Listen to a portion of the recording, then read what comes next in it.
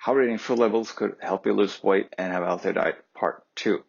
So in part 1 of this series, I briefly dissected a food label or a nutrition fact label. And in this part, I will do some comparisons of food and nutrition fact labels of different products so you can practically see the difference. Starting with vanilla flavored almond milk, both unsweetened and sweetened. Here we see at the top we see that the servings are the same, servings per container, and the serving size is the same, but the calories differ significantly. There's 30 calories per serving in the unsweetened vanilla almond milk, and there's 90 calories in the sweetened one. And moving on to the added sugars, we see that there's 15 grams of added sugar in the sweetened almond milk and actually 0 grams of added sugar in the unsweetened one. So this shows that here, just by choosing the unsweetened almond milk over the sweetened almond milk for these two particular products, you actually have 60 calories less per serving, which is quite a bit. And you also see that you have 15 grams of sugar less per serving. And then moving on to tortilla chips, which is a pretty common staple in an American home. I compared 6 different tortilla chips, and I had so many, nutrition fact labels that I had to put them in a spreadsheet in order to make it fit the screen. So, as with a normal food label or nutrition fact label, we have serving size per container at the top, and then serving size in grams, serving size in number of chips, calories per chip, calories per serving, and then saturated fat per serving, and then sodium per serving. There are obviously more nutrients and vitamins and minerals on the food label, but I'm primarily going to focus on these guys. So we see that the serving size in grams is standardized on 28 grams, which makes it easier to compare these guys. But the number of chips per serving varies slightly, probably because of the size of the chips. So they vary from 6 to 14 grams. No, 14 chips per serving. And this is interesting because how many, if you think about it, how many chips do you eat? I know for sure that I eat more than 10 to 12 chips every time when I eat, tortilla chips. So that's interesting to keep in mind. And we'll see that calories per serving here ranges from 130 to 150. So if we eat 2 servings of this, or 20 chips for chip number 2, that's about 260 calories. That I highlighted the one with the least amount of calories per serving, and sodium per serving, and the one with the highest amount of calories per serving, the highest amount of sodium per serving. So the green one obviously is the one with the least amount of calories and least amount of sodium per serving, and the red one is the one with the highest amount of calories and highest amount of sodium per serving. And we see that there's not the biggest difference in calories, but for sodium is definitely a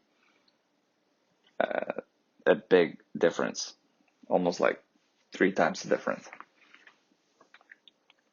And obviously, if you eat more than 1 serving, then you can start multiplying it.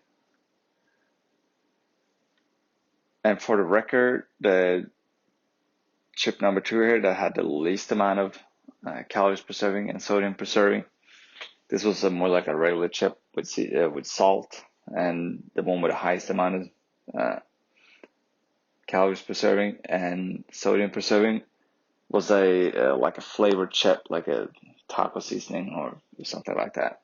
Next, I compared frozen pizzas, which is another semi-popular staple in an American home. And this time I had 7 different frozen pizzas, and I did the same thing as I did with the tortilla chips. Only thing here is that I standardized the calories per serving, or I standardized the calories per 100 grams. Because And I also did the same thing with sodium. So I did sodium per 100 grams. The reason I did that was just so we could compare on an even level. Because you see the serving sizes vary slightly from about 120 grams to 160 grams. And they also have serving sizes in parts of the pizza. You see it ranges from 1/6 to half of the pizza. So here again, if you're eating, see how many slices of pizza you're eating, or how many parts of the pizza you're using. Are you using more than one serving, or are you eating a serving, or are you eating the whole thing? Then you need to multiply. If you are interested in to see how many calories you eat, you need to multiply, the calories or the nutrients per serving with how many servings you ate. And here again, I highlighted the one with the lowest amount of calories per serving and per 100 grams, and the lowest amount of sodium per 100 grams, and the highest amount of sodium per 100 grams and per serving, and pizza with the highest amount of calories per 100 grams and per serving. And here again is the products on the lower end is in green, and the one products in the higher end are in red. And this, per serving, there's actually a little bit of difference. Per calorie or per 100 grams is somewhat less of a difference, at least when it comes to calories. Then for sodium, it's a semi-big difference when it comes to per serving, and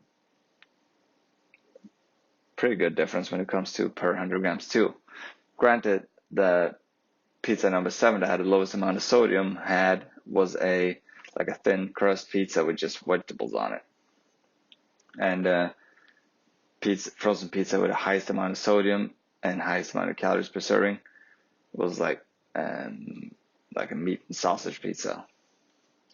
The pizza number 5, which had the lowest amount of calories per serving, was what was that? That was what was that? That was like a Hawaiian style pizza or something. So that's an interesting observation again, to see that there are differences here, and it can be worth comparing some of these products if you want to consume less calories, want to consume less sodium, or want to consume less saturated fat, etc. And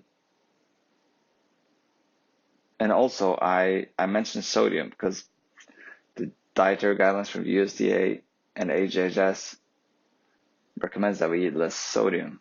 And they say that the average intake is now of sodium per day is about 3,440 milligrams, and the guidelines suggest that we consume around 2,300 milligrams a day.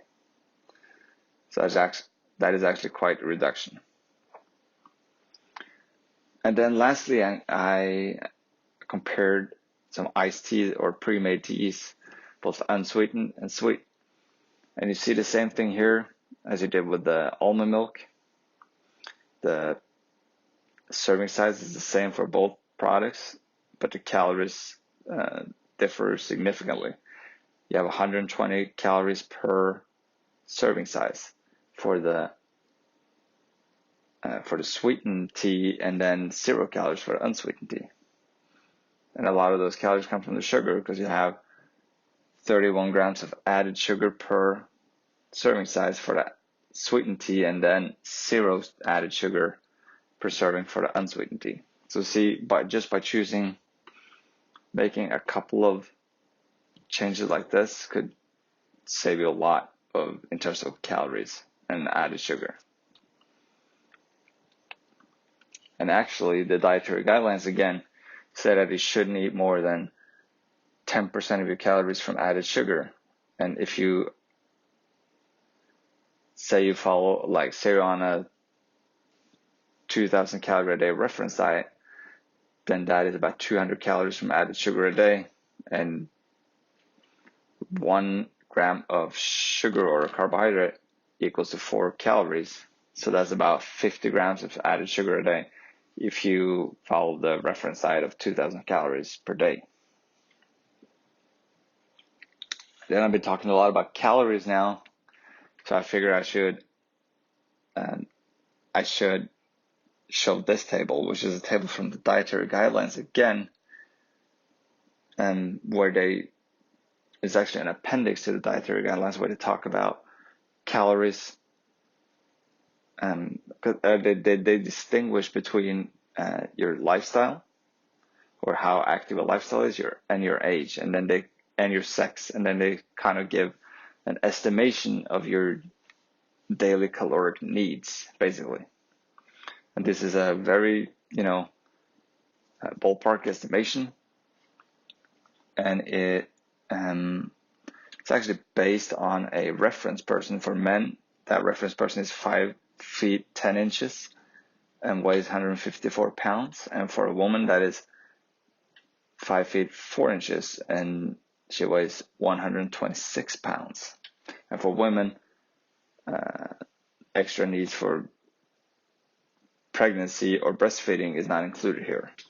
So you see, this is a very rough estimation, but it is, shows that caloric needs kind of differs based on activity level, age, and sex.